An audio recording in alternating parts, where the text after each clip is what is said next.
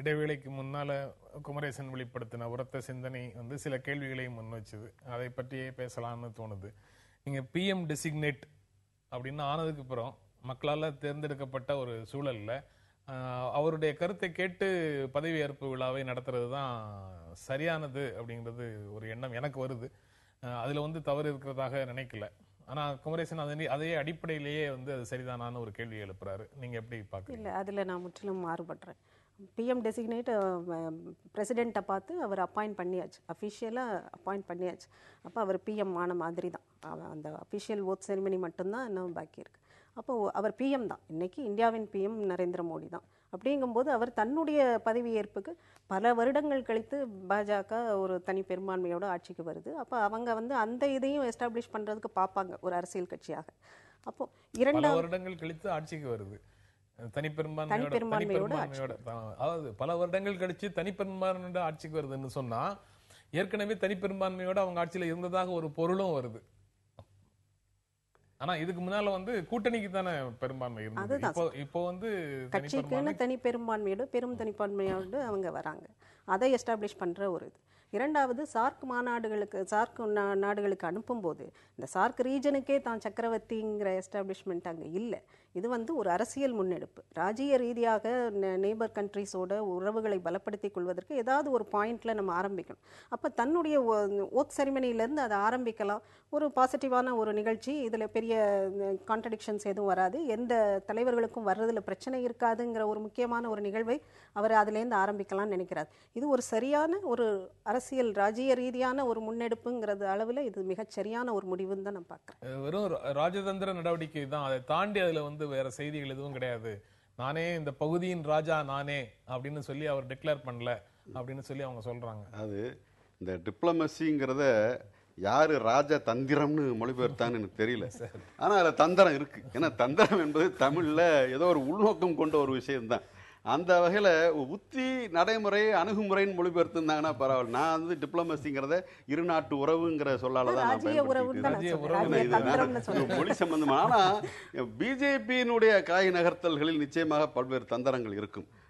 சில விஷயங்கள் நல்லதுக்கும் இருக்கலாம், சிலது பாதகமான விளைவு ஏற்படும். சில விஷயம் நம்ம காலத்தின் தீர்ப்புக்கு விட்டாக வேண்டும். அரசியல் நோக்கம் இல்லாம அல்லது ஒரு திட்டம் இல்லாம எந்த அரசியல் கட்சி அல்லது எந்த தலைவர் தான் வந்து இருக்க முடியாது, இருக்க கூடாது.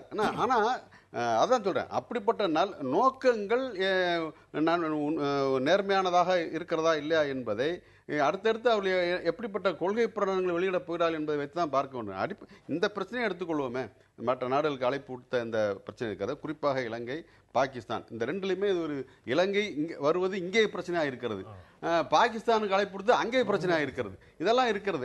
கான்ட்ராஸ்ட், ஒரு முரண்பட்ட ஒரு நிலைமையெல்லாம் இருக்கிறது. அப்ப இந்த ஆனா சகோதரர் சொன்னது போல இது போன்ற பிரச்சனைகளில் நல்ல ஆரோக்கியமான தீர்ப்பு ஏதோ ஒரு தொடக்க புள்ளி என்பது இருக்க வேண்டும். அது யார் மூலமாக வேணும் வரலாம். மோடி மூலமாக வருகிறது என்பதால் அதை நான் எடுத்துக்கொண்டிருக்க மாட்டேன். ஆனா அப்படிப்பட்ட அதனால ஏதோ ஒரு தந்திரம் என்பதாக நான் பார்க்கிற போது அந்த நேர்மையின் மீது எனக்கு ஒரு ஐயப்பாடு ஏற்படுது. உண்மையிலேயே நோக்கம் அதுதானா அப்படிங்கிறது. ஏன்னா இப்போ ஒரு நாட்டினுடைய வெளியுறவு கொள்கை என்பது கொஞ்சமும் அவருடைய உள்நாட்டு கொள்கைக்கு முரண்பட்டதல்ல. அதனுடைய இன்னொரு தொடர்ச்சி தான் அது. உள்நாட்டு கொள்கை என்பது அடிப்படையில் அது பொருளாதார கொள்கை தான். அப்படி என்கிற போது கடந்த காலத்தில் யூபிஏ கவர்மெண்ட்டு ஏன் வந்து அவ்வளவு இலங்கை அரசை வலியுறுத்துகின்ற அல்லது தன்னுடைய அந்த இருநாட்டு உறவுக்கான அந்த செல்வாக்கை மிக சரியான முறையில் பயன்படுத்தவில்லை என்றால், அங்கே சென்று முதலீடு செய்திருக்கின்ற இந்திய பெருமுதலாளிகள், கார்ப்பரேட் உலகம், அவர்களுக்கு ஒரு சிறு வலி கூட ஏற்பட்டு விடக்கூடாது என்ற அக்கறையோடு தான் என்று திரும்ப நான் சொல்லியிருக்கேன். அதில் எனக்கு எந்த விதமான மாற்று கருத்தும் கிடையாது. அந்த கொள்கையில் எந்த மாற்றமும் இல்லை என்று பிஜேபி அறிவித்திருக்கிறது. இவர் மோடி அவர்களே ஒரு பேட்டியில் சொல்லியிருக்கார். இப்போ அண்மையில் வந்த ஒரு பேட்டியில் ஃபினான்சியல் எக்ஸ்பிரஸ் நினைக்கிறேன், அதில் வந்து எக்கனாமிக் பாலிசிஸ் கண்டினியூட்டியாக ஐ வில் எஷ்யூர்னு சொல்லிக்கிறார். அப்போ அதோட தொடர்ச்சியாக தான் இருக்குன்றதை அவர் உறுதிப்படுத்தியிருக்கிறார். அந்த கொள்கையில் அப்படியே தொடரும் என்றால் வெளியுறவு விஷயத்திலும் கூட அந்த நாட்டிலே இலங்கையில சென்று முதலீடு செய்திருக்கிற அந்த பெருமை நான் சொன்னேனே அவர்களுக்கு வழி ஏற்பட்டு விடக்கூடாதுங்கிற அந்த கவலையோடு தான் இந்த அரசும் இருக்கும். ஏன்னா இப்போ அப்படிதான் இருக்குன்னு சொல்லி நான் சபிக்கிறதுக்கு நான் விரும்பல. ஏன்னா பொன் ராதாகிருஷ்ணன் அவர்கள் கூட சொல்லியிருக்காங்க ஒரு 6 மாதம் டைம் கொடுங்க அப்படின்னு கேட்டிருக்கிறார். அதே 6 மாதம் டைம் அவங்களும் தோழமை கட்சிகளோடு கலந்து பேசுறதுலையும் எடுத்துருந்துக்கலாங்கிற அந்த விமர்சனத்தை வைத்துக்கொண்டு நான் பொறுத்திருந்து பார்க்கலாம். ஏன்னா காலம்தான் தீர்ப்பளிக்க வேண்டும். அவர்கள் என்னென்ன வகையில் தங்களுடைய அணுகுமுறையில் வைப்பார்கள் என்பது மாற்றம் வர வேண்டும். மாற்றமே வராது என்று நான் கண்ணை முடிக்கவில்லை. ஆனால் அப்படி மாற்றம் வருமா, இவர்களை பொறுத்தவரை மாற்றத்துக்கு தயாராக இருக்கிறார்களா என்ற கேள்வி தினத்தை வைத்துக் கொண்டே தான் இருப்பேன் நான். நீங்க தோழமை கட்சிகளை கலந்தாலோசிக்கணும்னு அவர் சொல்லிட்டே இருக்கிறாரு. எந்த தோழமை கட்சிகளோட அவர் கலந்தாலோசிக்க முடியும் அப்படிங்கிற கேள்வி வருது. இதுவும் நேற்றைய நிகழ்வுல கூட நேற்றைய அமர்வுல கூட பேசின விஷயம்தான். நவாஸ் ஷெரீஃபை கூப்பிடணும் அப்படின்னு சொன்னா சிவசேனை ஒத்துக்காது, ராஜபக்சேயை கூப்பிடணும்னு சொன்னா தமிழ்நாட்டில் இருக்கிற அரசியல் கட்சிகள் ஒத்துக்காது. இந்த மாதிரி நிலையில எந்த மாதிரியான அணுகுமுறையை மத்தியில் ஆளக்கூடியவர்கள் கை கொள்ள முடியும்? இல்லை, நம்முடைய விமர்சனம் மன்மோகன் சிங் மீதான விமர்சனம் என்னன்னா, அவர் ஒரு செயல்படாத பிரதமர், இல்லை கூட்டணி தர்மம்ங்கிற பேரில் எல்லாவற்றையும் வெறுமனே வேடிக்கை பார்த்து கொண்டிருந்தார்னு தான் முக்கியமான தலையாய அவர் மீதான விமர்சனம் அதுதான். அதாவது உண்மையிலேயே அப்படி ஒரு பண்புல தான் அவர் செஞ்சிருந்தாருன்னா அதை எல்லாரும் போற்றி பாதுகாத்து இருக்கணும். மாநிலத்தில் இருக்கக்கூடிய சின்ன உடன்பாடு, அவரு பேசாத பிரதமர், செயல்படாத பிரதமர்லாம் இவங்க திரும்ப இவங்கன்னா பிஜேபி காரங்க சொல்றேன், அவங்க முன்வச்சாலும் கூட அவர் எல்லா வகையிலும் செயல்பட்டிருக்கிறாரு. அவர் எதை நிறைவேற்றணும்னு நினைத்தாரோ, யாருக்கு சாதகமான பொருளா இருக்கணும், அதெல்லாம் மிக தெளிவாக. அதனாலதான் மோடி அதை நாங்கள் அப்படி தொடர்வேன்னு சொல்லக்கூடிய நிலைமை ஏற்படுத்திட்டு தான் போயிருக்கு. அவருடைய சேவை போதவில்லை. அவருடைய சேவையை இன்னும் அதிகமாக எதிர்பார்த்தாங்க. இன்னும் அவர் அந்த மாதிரி செய்யல. இப்ப என்னன்னா அந்த கார்பரேட் உலகத்துக்கு மோடி வந்ததுல என்ன ஒரு மகிழ்ச்சி என்றால், அவரால் எப்படி இவர் அவருக்கு ஏற்ற ஒரு களத்தை அமைத்து கொடுத்து விட்டாரோ மன்மோகன் சிங், அதனுடைய தொடர்ச்சியாக இனிமேல் அதே கொள்கையில் தொடர்வதால் மக்களுக்கு ஏற்படக்கூடிய அதிருப்தியும் ஆவேசத்தையும் மிக எளிதாக வேறு பக்கத்தில் திசை திருப்பி விடுவார்கள். மதம் சாதி என்னென்னமோ இருக்கிறது என்று அந்த ஒரு உத்தரவாதம் இருப்பதால் தான் அவர் தேர்ந்தெடுத்திருக்காங்க, சும்மா இல்ல. சரி, அதை பற்றி நம்ம விரிவாக விவாதிக்க வேண்டியது. அது ஒரு அசம்ஷன் பேஸ்டு விஷயமாக இருக்கு. நீங்க சொல்ல வந்ததை சொல்லி முடிச்சிருங்க, நிகழ்ச்சி நிறைவு செய்ய இடத்துல. ஏன்னா இப்ப பாகிஸ்தான் இவரை கூப்பிட்டதுங்கிறது இப்ப எக்ஸ்போஸ் ஆயிருக்கு. பாகிஸ்தான் அந்த நாட்டினுடைய ஆர்மியினுடைய கண்ட்ரோலில் இருக்கிறதா, அதனுடைய அதிபர் ஆர்மியின் கண்ட்ரோலில் இருக்கிறாரா, இல்லை சுயமாக சிந்தித்து செயல்படுபவராக இருக்கிறாராங்கிறது இந்த ஒரு இன்வைட் மூலமாகவே உலக நாடுகளுக்கு எக்ஸ்போஸ் ஆயிருக்கு. நவாஸ் ஷெரீஃபால தனியாக ஒரு இண்டிபெண்டாக ஒரு முடிவு எடுக்க முடியல. போகணுமா வேண்டாமாங்கிறதே ஆர்மி சொல்கிறது.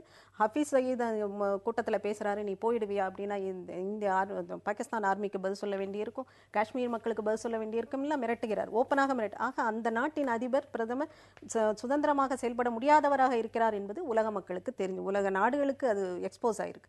அதே போல ராஜபக்சேயை கூப்பிட்டதன் மூலமாக அந்த இடத்துல அங்க நம்மளுடைய இன்வெஸ்ட்மெண்ட்ஸ்லாம் இருக்கு அப்படின்னு சொல்றாங்க. மறுக்க முடியாது, உண்மை, அதுதான் நடக்குது. ஆனா அதை தாண்டி ராஜபக்சேயினுடைய உறவு காங்கிரஸுக்கும் பிஜேபிக்குமான வித்தியாசம் என்ன அப்படின்னா, இலங்கை போர் நடக்கும்போது காங்கிரஸ் அரசு, மத்தியில் ஆண்ட காங்கிரஸ் அரசு அதற்கு உதவி செய்ததுங்கிறது அவங்களே சொல்றாங்க. அப்ப அந்த மாதிரியான ஒரு நிலைமை பிஜேபிக்கு அதை ஒட்டி போக வேண்டிய ஒரு கட்டாயம் வாய்ப்பு அப்போ இவங்களுக்கு இல்ல. அவர்களுக்கு உதவக்கூடிய வாய்ப்பு அப்போ இவங்களுக்கு இல்ல. அப்படி நெகட்டிவாவும் பார்க்கலாம். ஆனா அந்த இது இல்லாத ஒரு நிலையில் அவங்களுக்கு இலங்கையை எல்லா விஷயத்திலையும் ஒட்டியே போகணுங்கிற ஒரு கட்டாயம் இல்லை. ஆக தனிப்பெரும்பான்மையோட வந்திருக்கிறதுனால இண்டிபெண்டாக ஒரு முன்னெடுப்பை செய்யக்கூடிய ஒரு சாத்தியக்கூறு மத்திய அரசுக்கு, இப்போதைய மத்திய அரசுக்கு இருக்குது. ஆனா அதை ஒட்டி செயல்படுவாங்களாங்கிறதுக்கு நம்ம 6 மாசம் டைம் கொடுத்து தான்.